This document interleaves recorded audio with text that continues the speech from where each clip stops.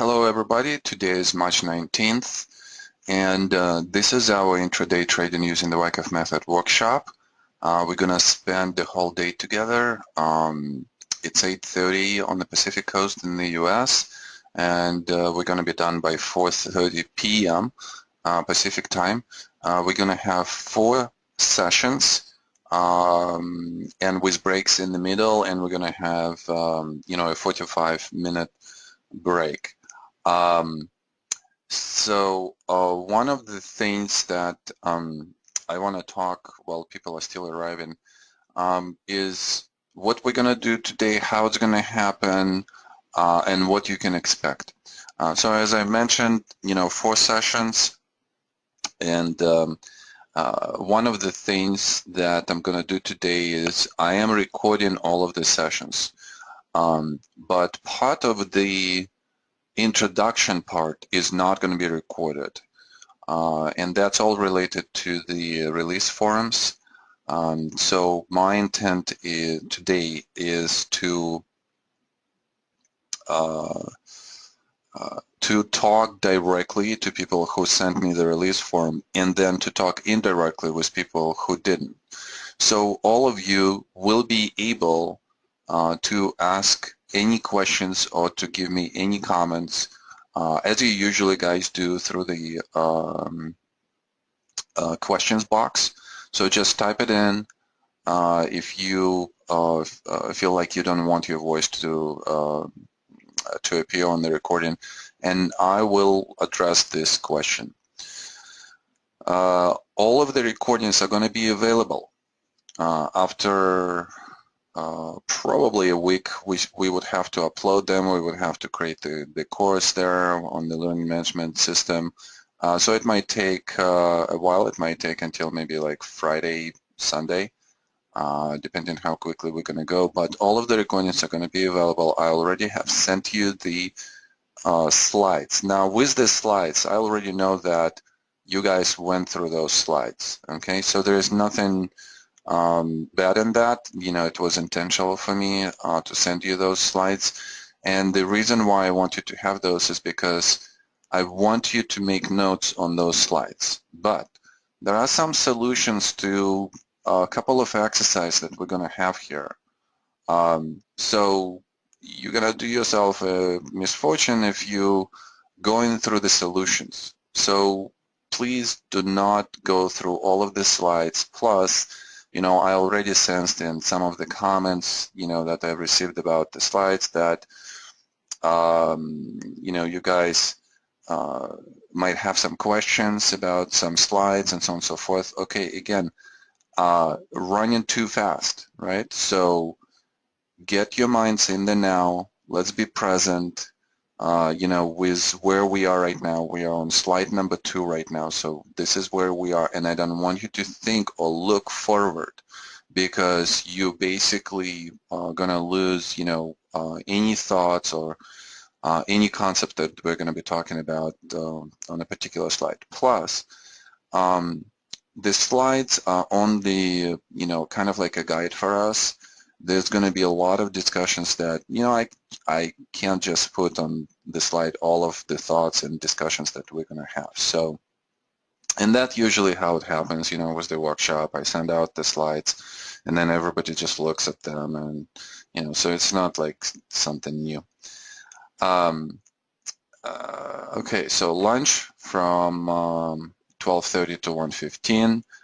Please make sure that you return on time. There's going to be evaluation forms that we're going to send probably tomorrow. Let's not overwhelm ourselves today, but tomorrow when you have a chance, just fill out those evaluation forms. They're very helpful to me and my staff, and the reason why is because we really listen to your feedback. So the workshops that we've conducted, the previous ones, we've collected the evaluation forms, and they were extremely helpful. We make adjustments for the workshop. Now this workshop, the content of this workshop is new. This is the first time we're conducting the intraday workshop. So we definitely want to receive some kind of feedback from you. Okay, typical disclaimer for all of the sessions that I conduct. This session is only for educational purposes. Okay, and we're gonna go through the introduction, and this is where I'm gonna stop recording. So I will not record right now. I repeat, I will not record right now. What I would like to do is I would like to go through all of the people that we have here and introduce themselves very quickly. Again, I'm not going to record anything, so this is not going to be a part of the recording. And this exercise is extremely important to me, uh, and it sets the tone for the whole day. It also gives us an idea of who we are as a group, who we are as traders, what people are doing, and what are the questions, what is the intention for this workshop. And I'm going to start with myself first, and then we're going to come to everyone else. And I'm going to stop recording right now, and then I'm going to start after we're done with this process. All right, we are back. Okay, I'm going to put Wes as well. All right, great. We are back, and we are continuing with our workshop. We just did the introduction session, and there is such a good group of people, and there are a lot of commonality on the intention, which I was really happy to hear. And there are a lot of things that we're going to address from, the issues or the problems that you guys raised during the introduction section. Okay, so let's quickly go through the workshop outline. I'm not going to spend a lot of time here. We've done the introduction. We're going to quickly review the method. So this is going to be probably the quickest review that I'm going to do.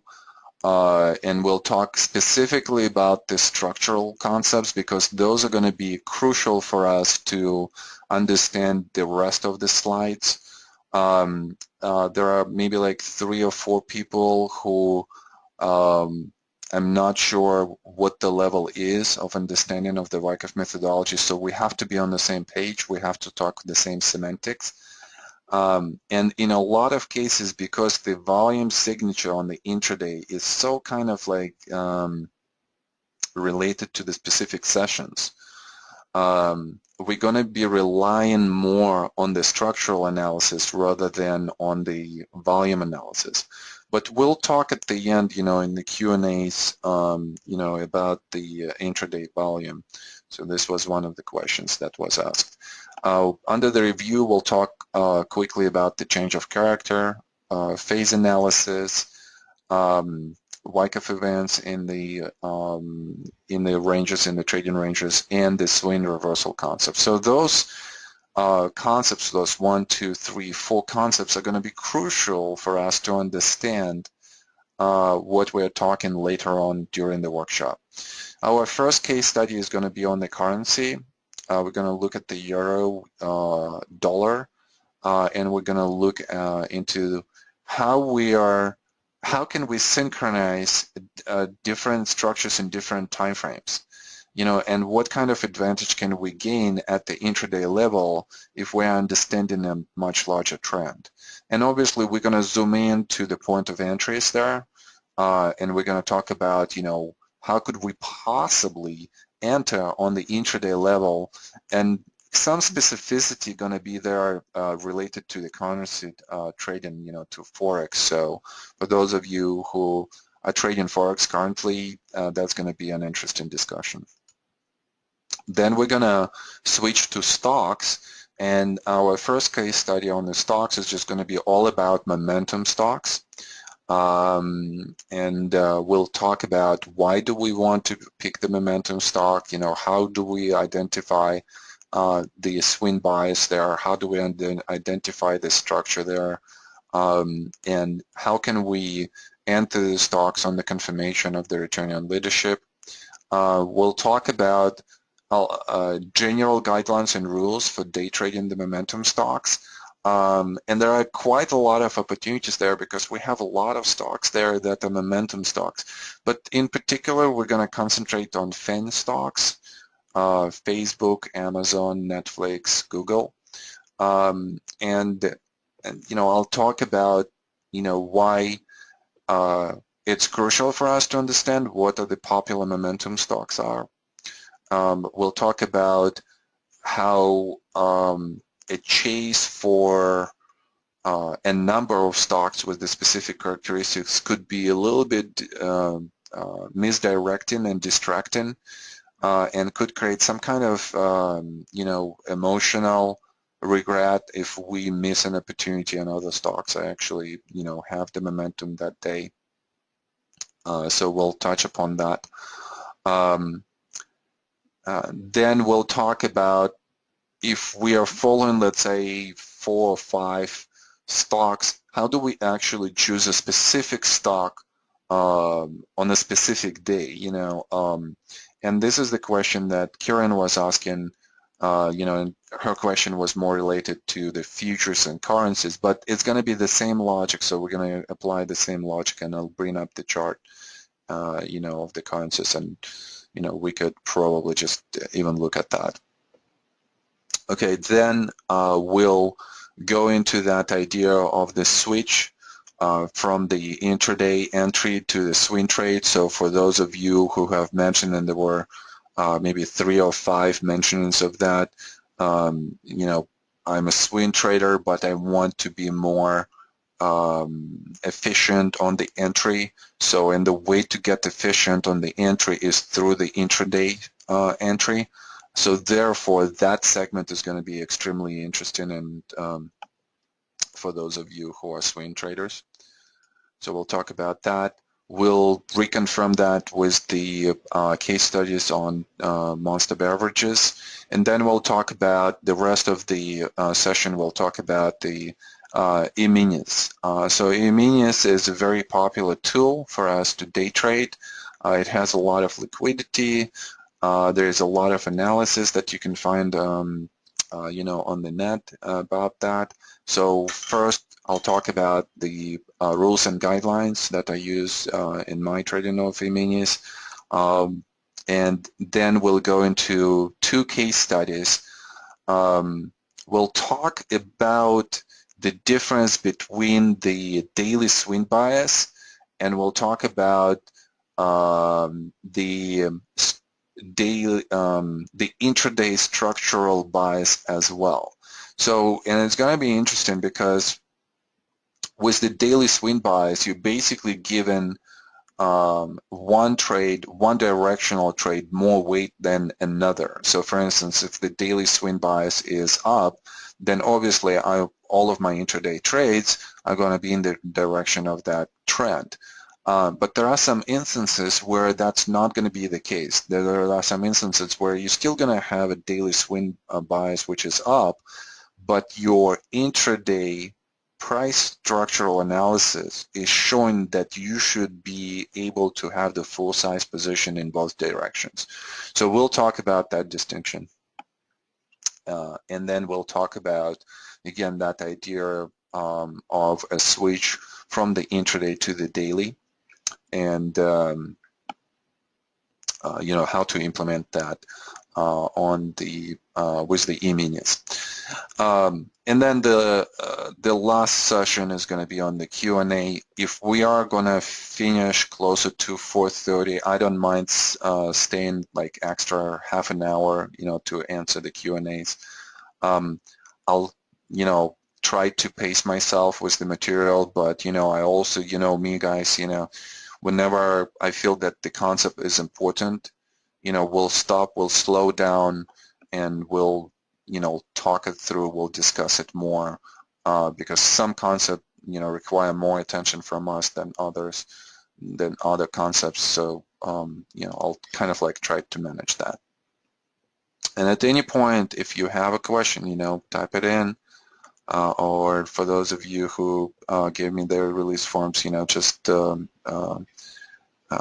say that you have a question, I'll unmute you. All right, so the first thing that we're going to do is we're going to review the method, and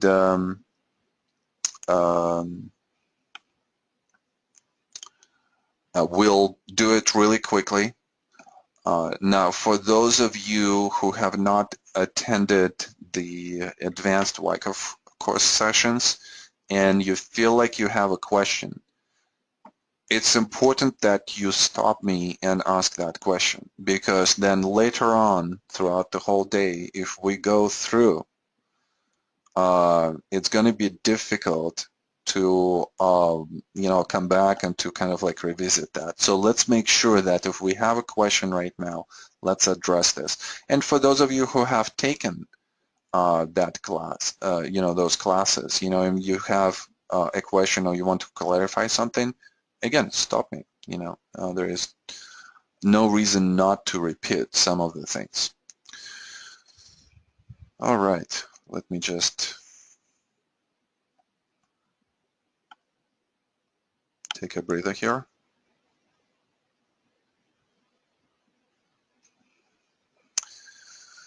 All right.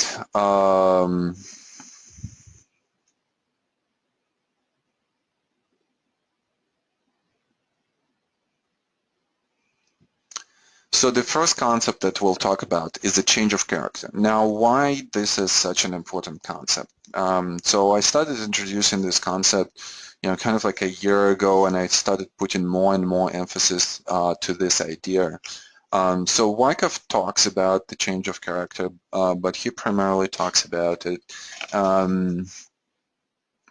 throughout closer to the end of the trading range, where we start having those changes, and the price starts behaving differently, the volume starts behaving differently, maybe a comparative signature also starts behaving differently. But I think that we should really approach it more systematically.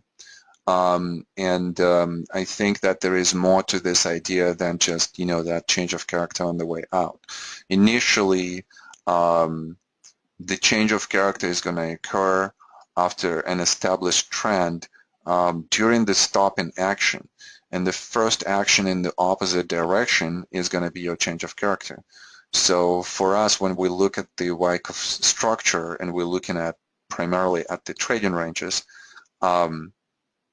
phase A, which is the first phase after the trend in action, is going to show that something different is happening than what has been happening in a trend. And specifically for accumulation after the downtrend, we're looking for some type of rally that's going to behave differently than all of the rallies that we've had in the downswing before. And that's just going to tell us that big institutions are finally coming in and at least temporarily stop the price from continuing from going down and therefore that intention by big institutions is going to produce absorption of the supply. The big institutions are going to provide demand at that point, and therefore not only they're going to provide absorption of the supply, the extra demand is going to push the price up. Also, strong professional hands are going to be closing their positions that they've opened somewhere, before the downtrend started or during the downtrend, and therefore their closure of their positions also going to produce that momentum to the upside. And therefore, that's the first time when we're going to have that change of character. Now, a change of character is not necessarily just one rally. We also want to see what kind of reaction we're going to have, on the way down. Are we going to have a continuous action to the downside? And usually if the true climactic action has occurred, the next retest, is not going to produce a big wave to the downside. The secondary test, the local test of the climactic action, should be somewhat in the proximity of the climactic action. So it could be a high or low. It could come to the support level that was created by the climactic action, or it could create a lower low, which is totally fine, and it just shows ability of the supply to move the price below the support. So for the change of character, we always would like to see both, the counter action to the previous trend, and then attempt to continue that trend and failure to continue in the same manner as the previous trend. So, and the change of character for us at this spot is going to be significant, because basically it's just going to tell us that we're going to consolidate for some time. From trending environment, we are going to go into non-trending environment. And that's very significant analytically and from the perspective of trading tactics, because analytically now you're expecting that you're going to use different tools to analyze this environment, this new environment. You're going to probably use non-trending tools. From the tactical point of view, first of all, you have to think about your exit criteria here in this area for the trade that you've had here. And I think that we've had the discussion, at this last market outlook.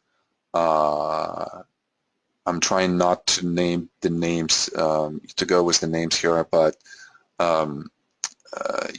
we had a trader who was showing us a great entry for the short trade.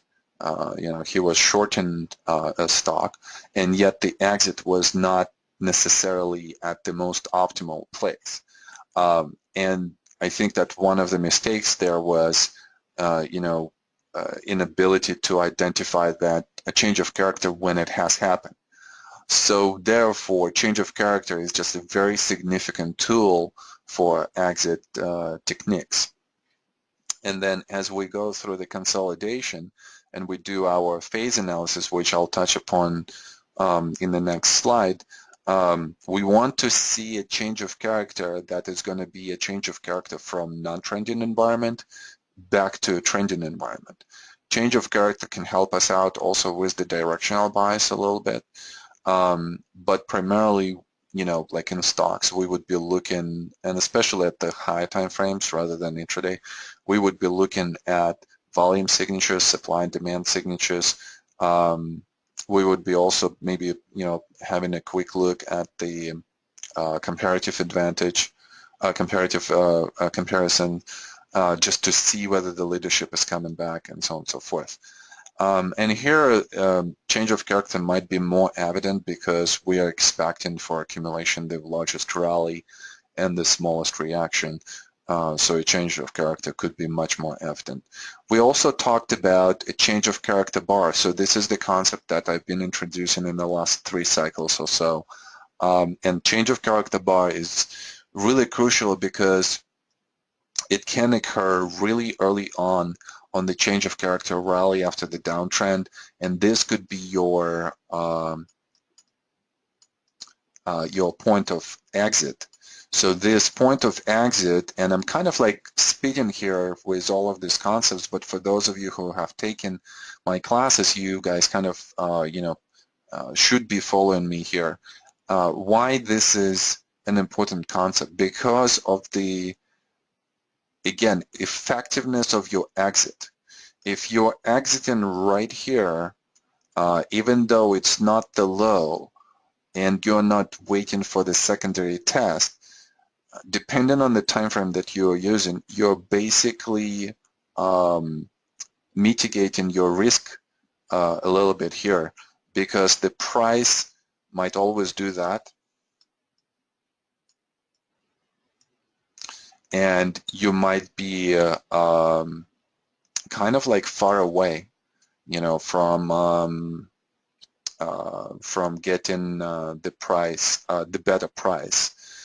And then the second reason is it actually might take some time, to go to the secondary test. So you're basically wasting time and you're still staying in this position, whereas, if you would have exited here, you might be already, onto something else. So it's the effectiveness, effective use of capital that's under the question with these concepts here. Okay, and the same we're going to observe on distribution. So the trend is going to have a change of character first, which is going to tell us that we are potentially going into the consolidation or potential reversal, and then on the way out we're going to have the same attributes to the change of character as we had in accumulation, only reversed. We want to see the largest reaction followed by the smallest rally to the upside. Okay, great. A quick question from a quick question or a quick comment. Will we cover redistribution and reaccumulation? So this workshop was not intended, to cover this material, and we're going to cover that in the advanced Wyckoff course. So for us, you're going to have that opportunity. We'll talk about structural analysis a lot during the first month in April. So, this is where we're going to discuss it. Okay, so let's talk about phases. What's behind phase analysis? Why is that important? So imagine that we are in the downtrend right here, and then we are observing a change of character. And I think that I put enough emphasis on why change of character is so important to us. Change of character, again, is going to define the area where a lot of trading decisions are going to be made. And also some of the analytical tools, approaches are going to become different for us. So once we experience the change of character, we are expecting a consolidation. As consolidation develops, we want to understand that different periods in the consolidation are going to have different intentions behind them. So for instance, I mentioned that phase A intention is all about stopping of the trend. Whether the trend was down or up, we want to stop that trend. How do we stop that trend? If we had a downtrend, then demand needs to temporarily absorb supply and push the price up in the manner that was different than anything that we've seen before. Then as we are locally testing the climactic action and we define the change of character by the automatic rally, we're going into phase B, which is basically the phase that is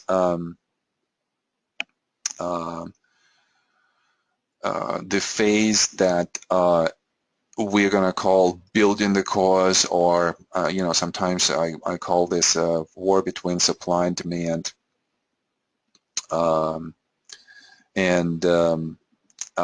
We want this phase to be the larger phase than phase C and phase A. Usually when you label, and this is one of the common mistakes that I see in labeling, and that is that phase B is, on some of students' labeling is smaller than phase C or phase A. And usually that's not the case, and that's a good guideline to have. In some of the instances, phase B is going to be small or kind of like the same as phase A and phase C, and primarily that happens with hypodermic action during the distribution pattern. But today we're not going to concentrate on that. Again, if you feel like you need to study that more, just come back to Advanced Wyckoff course material. There we go into the details of, of all of those particular patterns, particular structures. Phase C and phase D are the two crucial phases that we want to identify as much as possible. Phase C low is going to be the lowest point for the trend that's going to follow. So therefore, this is the place where we start thinking about opening a position. phase C and phase D are going to have the elements of the change of character. In the accumulation, we're going to have a much more pronounced rally to the upside, and the following reaction is going to be much less than the reaction that we've seen before in the trading range. So therefore, this type of change tells us about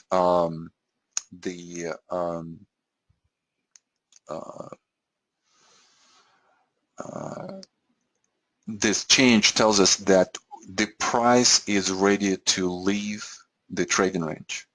The price is ready to move in the direction of the next trend.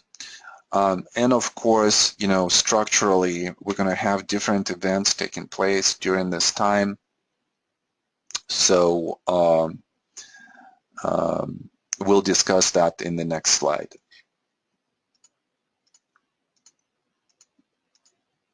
Okay, so let's think about, you know, and let's talk about different events in the accumulation range, and then we'll talk about the distribution. So we went through the phases, we went through the changes of character, but what are those Wyckoff events? So during specific phase, Wyckoff would define specific events that would be kind of like a signature for that particular phase. So for instance, in the stop in action phase A, we want to have a stop in action which is going to be identified by the climactic action, by the sell-in climax. And sell-in climax, as any other Wyckoff events in the range, is going to have specific attributes, price attributes and volume attributes. So for instance, for the climactic action, we want to see an acceleration of the price to the downside, where we would see, you know, largest spread, maybe gaps to the downside, and we want to see the volume signature, you know, to look like a climactic signature with the increase of volume to the downside. So that would tell us that supply is increasing. The weak professional and weak public hands are dumping this particular stock, let's say, and the big institutions are coming in and from the opposite side, increasing the volume signature because they are buying, they are providing demand, and therefore volume signature is going to go up. Secondary test, as a test, a local test of the climactic action, our preference would be that supply would contract, decrease on this rally to the downside.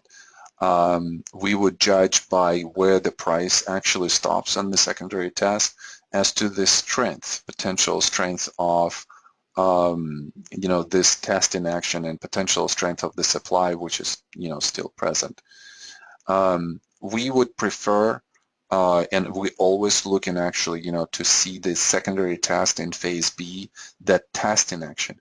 And in terms of the test, in general, guys, you know, one of the easiest things to remember about the tests in the structure is first test, second test, third test. And this test, they happen in each phase, right? So first test, secondary test of the climactic action, second test, secondary test in phase B, third test, phase C, as a whole phase. And what do we test? We test the previous lows. So we always test that supply. Is supply still available? And if it's still available, is it a big supply or not?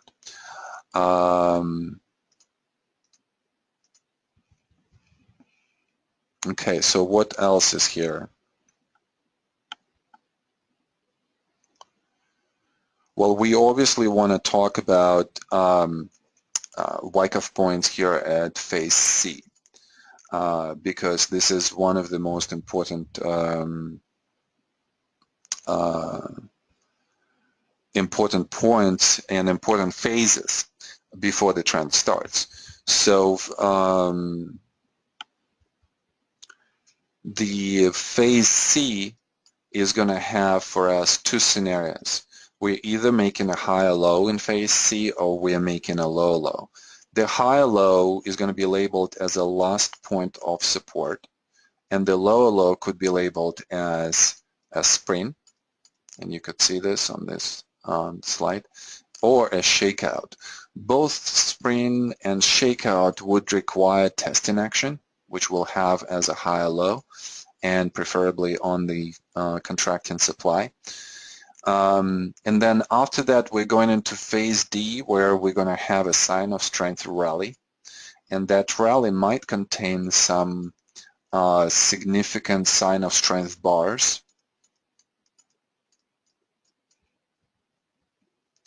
And we might have, after that, after the sign of strength rally, we might have the backing up action, which is a smaller reaction, the smallest reaction in the trading range. There might be some variations on that, but you know, again, this is not the class to discuss all of those small nuances. I'm just going, you know, with the general overall kind of like review of this material. All right, guys, I'm gonna stop for 2 minutes. I just need to grab a drink. So use this time to grab a drink, a tea, a coffee if you'd like. And then when I come back, I'm just gonna continue. I just need to do this really quickly. Okay, hold on a second.